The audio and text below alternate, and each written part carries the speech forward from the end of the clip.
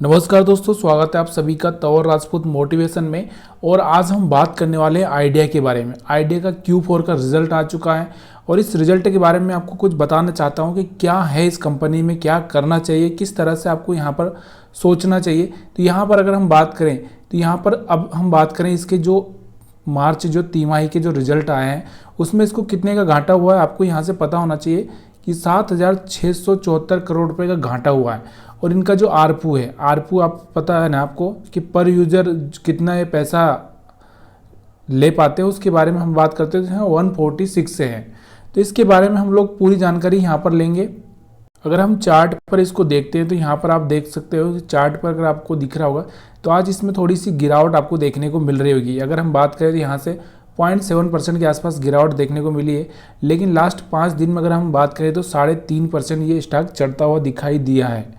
और उसके बाद में मंथली अगर देखें तो यहाँ से 0.7 का यहाँ से गिरावट दिख रही होगी आपको।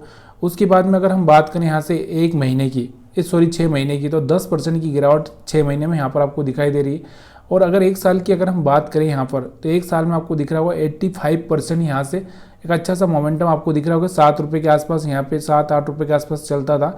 उसके बाद ये कहाँ पर पहुँच चुका था, अगर हम बात करें तो 14 यहाँ से एक अच्छा सा मोमेंटम इसने दिखाया था 16-17 के आसपास का। 5 साल की अगर हम बात करें इसमें तो यहाँ से आपको पता ही है 5 साल में अगर हम बात करें तो 5 साल से कंपनी अगर आप देखोगे तो 5 साल से एक ही रेंज में घूम रही है, खाली 10% रिटर्न मिला है 5 साल से। तो एक बहुत बड़ा मतलब जो भी इन्वेस्टर थे वो फंस चुके थे, लेकिन थोड़ा सा अभी अगर एक पॉजिटिव रिस्पॉन्स देखने को मिल सकता है। अगर हम की सेल्स की बात करें यहाँ पर अगर आपको देखो यहाँ पर आपको सेल्स दिखाई दे रही होगी। अगर हम सेल्स की बात करें तो देखो यहाँ से आपको सेल्स देखोगे तो यहाँ से आपको 10,700, 10,600, 10,600 मतलब इनका जो सेल्स का जो रेशो है वो रेशो ना एक तरह से कांस्टेंट हो चुका है। मतलब एक तरह से आपको दिख रहा होगा फिक्स हो चुका है 10,600, 700, 10,600, 700 की रेंज में ही घूम रहा है। और अगर इनके एक्सपेंसेस देखें तो वो भी अगर आपको दिख रहा होगा तो एक ही रेंज में यहाँ पर आपको चलते हुए दिख रहे होंगे 6,400, 6,300, 6,200 के आसपास ये भी आपको यहीं ये दिख रहे हैं। और अगर हम इनका जो ये देखें यहाँ से प्रॉफिट मार्जिन, अगर मार्जिन की बात करें यहाँ से अगर आपको दिखे तो यहाँ से आप मार्जिन देखना चाहें तो यहाँ से मार्जिन भी आपको बराबर उसी रेशो में दिखाई दे रहा है। मार्जिन भी इनका अच्छा है, लेकिन इनकी जो जान ले रहा है, इनका जो जान लेने का देखो मार्जिन भी अच्छा है। अगर आप कंपैरिजन करोगे तो मार्जिन 40% का मार्जिन मिल रहा है, बहुत बढ़िया है। लेकिन इनकी जो जान ले रहा है, कौन सी चीज़ जान ले रही है इनकी, इनका जो कर्ज है।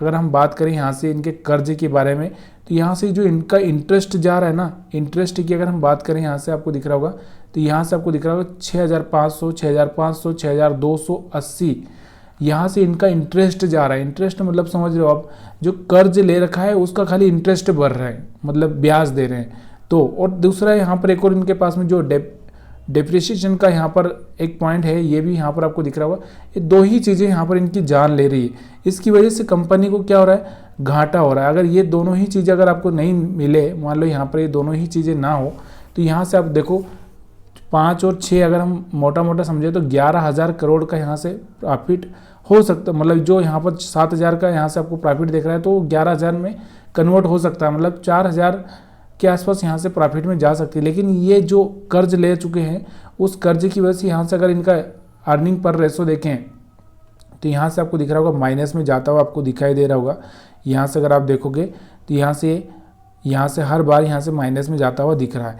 लेकिन आपको भी पता है कि कंपनी ने 45,000 करोड़ रुपए का कर्ज लेने के लिए, मतलब जो एक तरह से जो पैसा जुटाने का इनका जो फार्मूला है वो यहाँ पर मंजूर कर दिया है। और जैसे जैसे कंपनी आपको पता है एफपीओ लेकर आई थी जिसमें उन्होंने 18,000 कुछ तो करोड़ रुपए जुटाए भी हैं। धीरे धीरे कंपनी 4G और 5G पर फोकस करने वाली है। तो यहाँ से कंपनी एक टिकी रहेगी तो एक अच्छा सा मौका रहेगा सबके लिए। यहाँ पर अगर हम ईयरली देखें तो ईयरली अगर आप देखोगे तो यहाँ से आपको दिख रहा होगा, ईयरली अगर हम बात करें यहाँ से अगर आप देखोगे तो यहाँ से ईयरली 38, 42, मतलब एक तरह से थोड़ा सा सेल्स में एक अच्छा सा यहाँ से आपको दिख रहा है कि यहाँ से अगर आप सेल्स देखोगे तो यहाँ से पहले की 400-500 करोड़ के आसपास यहाँ से इनकी सेल्स बढ़ी है। प्रॉफिट की अगर हम बात करें तो यहाँ से थोड़ा मतलब एक्सपेंसेस की बात करें तो वो भी थोड़े से बड़े हैं। लेकिन अगर हम बात करें ओवरऑल यहाँ पर कर्ज की, देखो कर्ज की अगर हम बात करें तो 25,000 करोड़ यहाँ से ज़्यादा जा रहा है। यहाँ 23 था, यहाँ 20 था, यहाँ से 25 हो चुका है। तो कहीं ना कहीं ये बढ़ता हुआ आपको दिखाई दे रहा है। उसके बाद में अगर यहाँ पर अगर आप देखेंगे तो यहाँ से आपको दिख रहा होगा इंटरेस्ट इनका जो जा रहा है वो कितना जा रहा है, 25, यहाँ पे 23 था, यहाँ पे 21 के आसपास था। और यहाँ पर आप देखोगे तो यहाँ से सब कुछ देखने के बाद अगर हम बात करें तो यहाँ पर आपको दिख रहा होगा जो ओवरऑल प्रॉफिट है वो यहाँ पर आपको दिखेगा 31,000 रुपये यहाँ से ईयरली यहाँ पर ये नुकसान में चल रहे हैं। मतलब जो लॉस है इनका साल दर साल बढ़ रहा है। यहाँ 28 था, यहाँ 29 है, यहाँ से 31 है, मतलब बढ़ ही रहा है। मतलब इसका कुछ बेनिफिट नहीं हुआ। लेकिन अब थोड़ा सा आगे से बेनिफिट दिख सकता है। क्यों? क्योंकि इन्होंने जो पैसा उठाया है मार्केट से, जो 18,000 करोड़ या 25,000 करोड़ का इनका जो FPO आया था, उसके बाद में ये 45,000 करोड़ रुपए जुटाने का प्लान चल रहा है। तो इसका कहीं ना कहीं बेनिफिट होगा, कहीं ना कहीं कंपनी कहीं ना कहीं तो खर्च करेगी, उसकी वजह से कंपनी को एक बेनिफिट मिलता हुआ दिखेगा। अगले क्वार्टर से ये सब चीज़ें आपको देखने को मिल सकती है। तो इसलिए थोड़ा सा इस स्टॉक पर आपको फोकस बना के रखना है। बाकी अगर हम कर्ज की बात करें तो यहाँ से आपको दिख रहा होगा कि इस पर जो कर्ज है वो कर्ज आपको पता होना चाहिए कि यहाँ से 2,43,000 कर्ज यहाँ पर दिखा दे रहे हैं। और यहाँ पर अभी इन्हें क्या किया है, इक्विटी कैपिटल भी इन्होंने बढ़ा दी है। पहले 48,000 के आसपास थी, अभी यहाँ पर 50,000 के आसपास पहुँच चुकी है। क्योंकि आपको पता है कि इन्होंने शेयर्स बेचे हैं, बेचकर पैसे जुटाए हैं। तो यहाँ पर अगर इनका रेशो देखें, हम यहाँ से इन्वेस्टर का रेशो देखें कि यहाँ से अगर इन्वेस्टर का रेशो देखें तो यहाँ से आपको इन्वेस्टर का रेशो में आपको बताता हूँ कि यहाँ से आप देखो इनका जो पहले जो इनके पास में कितना था, यहाँ पर आप देखोगे तो प्रोमोटर के पास में जो हिस्सेदारी थी पिछले साल, अगर हम मार्च की बात करें तो यहाँ पर आपको दिख रहा होगा। तो यहाँ से ईयरली हम बात करते हैं तो यहाँ से आपको दिख रहा होगा, हम क्वार्टरली बात करते हैं थोड़ा। मार्च में यहाँ पर आपको दिख रहा होगी 48%, 49% के आसपास थी। अप्रैल में यहाँ से घटकर कितनी हो चुकी है, यहाँ से आपको दिख रहा होगा। तो यहाँ से घटकर आपको दिख रहा होगा 36-37 के आसपास हो चुकी है। मतलब सीधे अगर हम बात करें तो 10-12% यहाँ से गायब हो चुका है। आया समझ, 10-12% यहाँ से गायब हो चुका है। क्यों हो चुका है? क्योंकि इन्होंने क्या किया, यहाँ से पैसे अपने मतलब बेचे हैं, शेयर से बेचे हैं, जिससे पैसा जुटाया गया है। यहाँ से आपको, और यहाँ से अगर हम बात करें तो पब्लिक के पास यहाँ से आपको 24% दिख रहा है। यहाँ से पहले यहाँ 14 ही थे, अभी पब्लिक के पास बढ़ा दिए हैं। तो पब्लिक को बेचे गए हैं। आपको पता है कि यहाँ से निकल कर कहीं यहाँ तक यहाँ पर डाले हैं। ठीक है, तो ये चीज़ें आपको यहाँ से समझ में आनी चाहिए। यहाँ पर आपको दिख रहा होगा FII के पास में, यहाँ से आपको दिख रहा होगा कि यहाँ पर भी आपको पहले यहाँ से कम थे और यहाँ पर भी डाले गए हैं। तो यहाँ पर आपको दिख रहा होगा ये वाला DI तो यहाँ से है ही नहीं, लेकिन यहाँ से पब्लिक और यहाँ से ये दोनों ही चीज़ों को यहाँ पर बांटे गए हैं। तो यहाँ कहीं ना कहीं थोड़ा सा इसके लिए एक बर्डन, जो कि एक बोझ बन चुका है कर्ज, यहाँ पर उस कर्ज को कम करना है और कंपनी को सुचारू रूप से चलाने का प्लान इनका है। लेकिन कंपनी आगे क्या करेगी वो तो कोई नहीं जानता।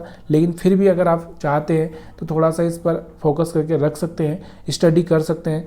और स्टडी का मतलब यही है कि कंपनी इतना कुछ कर रही है तो हो सकता है आगे थोड़ा सा यहाँ पर एक बेनिफिट मिलता हुआ दिखे इस कंपनी को। वीडियो देखने के लिए आप सभी का बहुत बहुत धन्यवाद।